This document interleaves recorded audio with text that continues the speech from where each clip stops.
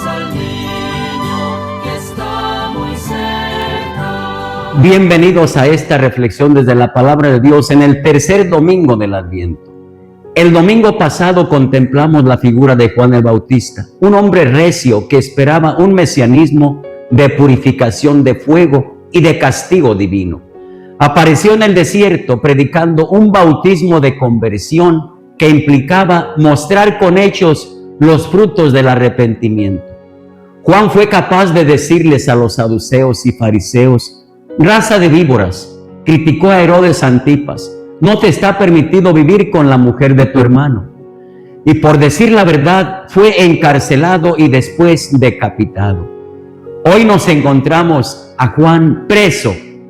Él que nunca habitó el palacio del rey, ahora habita su cárcel. A pesar de estar privado de la libertad, tiene ciertos privilegios, pues sus discípulos lo visitan.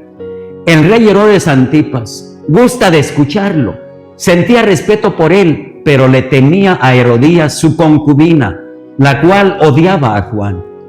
En medio del silencio de aquella cárcel, Juan tiene tiempo de reflexionar, tiene una idea de Dios y de cómo vendrá el Mesías. Lo ha visto a los ojos, sabe que es él, pero su proceder lo desconcierta.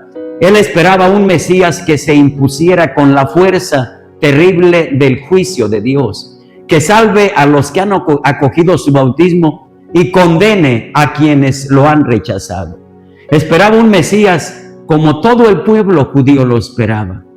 Aquellas noticias que le han llegado hasta la prisión de Maqueronte lo desconciertan, porque la persona de Jesús, su predicación, sus gestos y sus opciones provocaron desconcierto en él.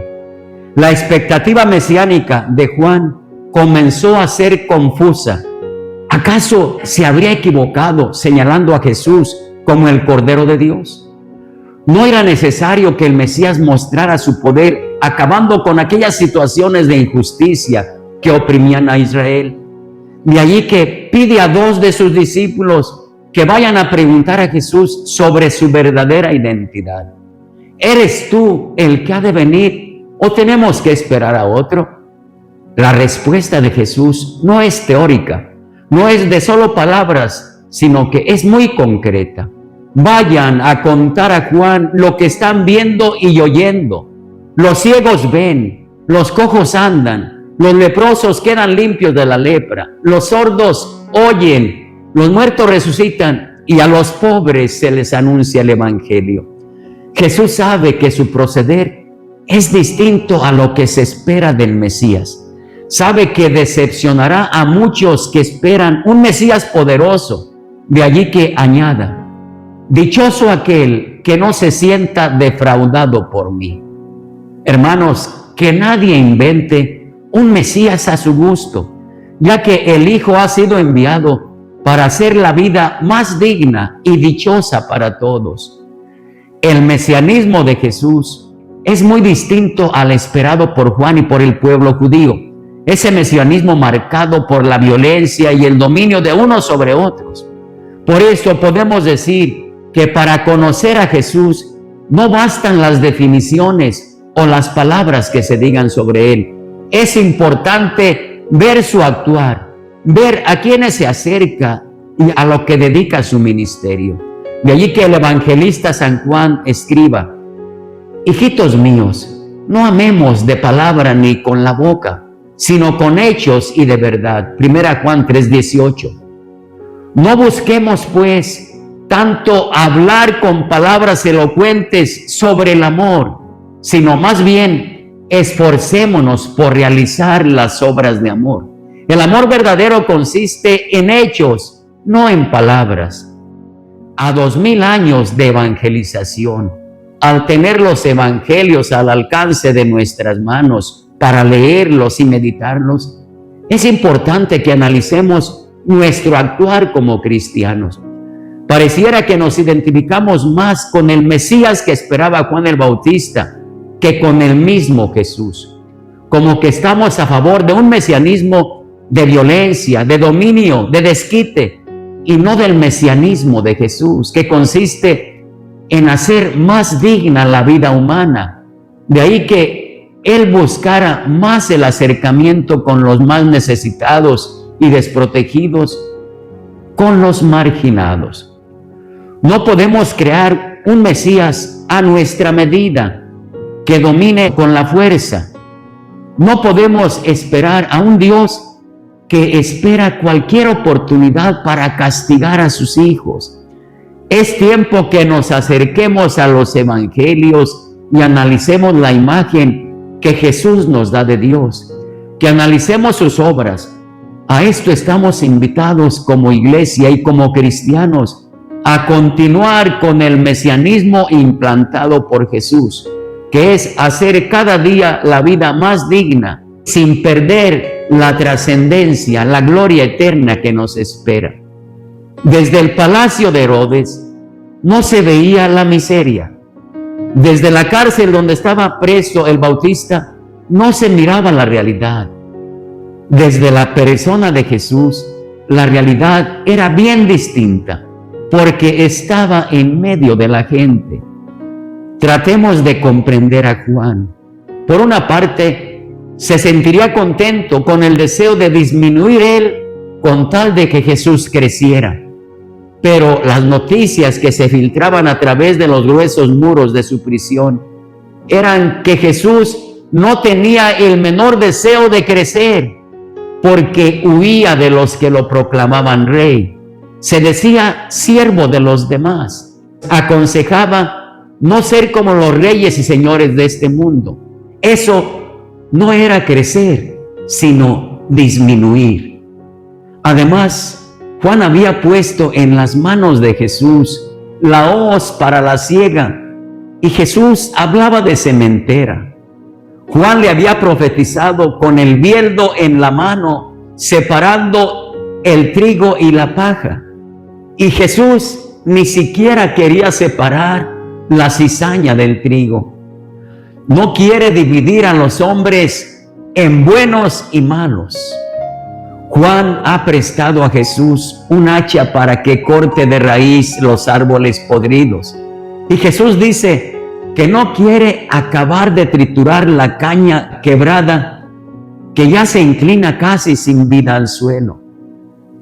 Quizá Juan estaba cansado del dominio romano, de ver a su gente sufrir tantas injusticias por aquellos que ostentaban el poder. Juan deseaba la liberación, no solo del pecado, sino también de las estructuras injustas. Quizá ese cansancio de Juan lo estemos viviendo también nosotros, porque esperamos gobernantes que se esfuercen por el bien común, que sean capaces de ver la miseria en la que hemos caído, que sean capaces de ver la realidad que sufren los campesinos del país, que sean capaces de ver tanta violencia, esa realidad que no se ve desde el palacio, desde los curules, desde las comodidades adquiridas por el poder.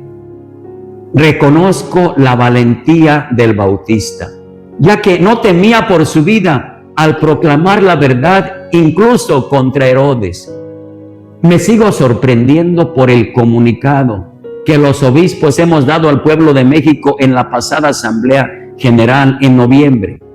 Me doy cuenta que estamos muy cerca de este pueblo de Dios que sufre y conocemos la realidad de primera mano.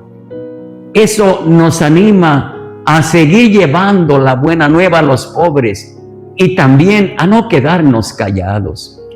Recordemos que desde los palacios y desde las sillas del poder no se alcanza a ver la realidad. Con las cámaras o reflectores en el rostro podemos encandilarnos y creer que mi realidad la viven todos. Juan el Bautista sigue gritando a los cuatro vientos: la verdad no puede ser amordazada, siempre nos interpela. Cierto, en todas las épocas han existido personas y grupos que ayudan, pero no por compasión verdadera, sino como una forma de engrandecer su imagen pública. Esta ayuda muchas veces se convierte en espectáculo. Se busca reconocimiento, control o poder sobre quienes reciben el beneficio. En tiempos de Jesús no era distinto. El rey Herodes y muchos líderes militares, políticos y religiosos realizaban obras públicas que beneficiaban a la población, pero siempre con la intención de consolidar su reputación y aumentar su influencia. La gente más pobre podía recibir algo, pero era también usada, instrumentalizada y en ocasiones manipulada. En contraste, el actuar de Jesús resulta radicalmente diferente. No hacía alarde de su poder. Cuando los discípulos de Juan el Bautista le preguntan si él es el Mesías esperado, Jesús no responde con argumentos teológicos ni con afirmaciones grandilocuentes. De manera sencilla señala los signos que lo acompañan. Los ciegos ven, los sordos oyen, los muertos resucitan. Ninguna de esas acciones es superficial y pasajera. Son transformaciones profundas, signos reales del reino en medio de la gente. Pero sobre todo, Jesús remarca un hecho decisivo. A los pobres se les anuncia el Evangelio. No se trata de una frase decorativa, sino de una clave esencial para discernir la autenticidad de cualquier acción evangélica. Los pobres no son un grupo más, son el centro, el punto de referencia desde el cual debe mirarse todo sufrimiento humano. Si lo que hacemos no es una buena nueva para los pobres, entonces probablemente no lo sea en absoluto. Hermanos, ahí donde llega el Señor, la vida fundamentada en los valores florece. Pensemos, hermanos, ¿nuestras obras y palabras anuncian la buena nueva de Jesús o solo alimentan nuestra propia imagen? ¿Desde qué mirada actuamos? ¿Desde la del reino o desde la del espectáculo? Nosotros, que nos decimos cristianos, que acudimos a misa dominical, ¿hacemos las obras que hacía Jesús? Si no las hacemos, quiere decir que a Jesús no lo conocemos bien o que no estamos de acuerdo con su mesianismo. Deseamos hacer un Mesías a nuestra medida. ¿Qué están viendo y oyendo los demás? ¿Qué estamos haciendo para aliviar el sufrimiento humano? Les bendigo a todos en el nombre del Padre, y del Hijo, y del Espíritu Santo. Feliz domingo para todos.